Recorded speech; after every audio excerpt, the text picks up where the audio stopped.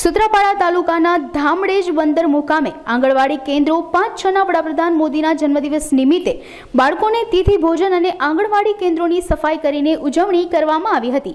આ તકે જિલ્લા પંચાયત ગીર સોમનાથના સામાજિક ન્યાય સમિતિના ચેરમેન અરસિંહ ચાવડા તથા માજી સરપંચ, તાલુકા ભાજપ લઘુમતી મોરચાના પ્રમુખ, માજી ઉપસરપંચ સહિત ભારતીય જનતા પાર્ટીના કાર્યકરો ઉપસ્થિત રહ્યા હતા। પ્રધાનમંત્રી નરેન્દ્ર મોદીને જન્મદિવસ નિમિત્તે અનેક શુભેચ્છાઓ પાઠવી પરમપિતા પરમેશ્વર તેમને સ્વસ્થ દીર્ઘાયુ પ્રદાન કરે તેવી પ્રાર્થના કરવામાં આવી હતી।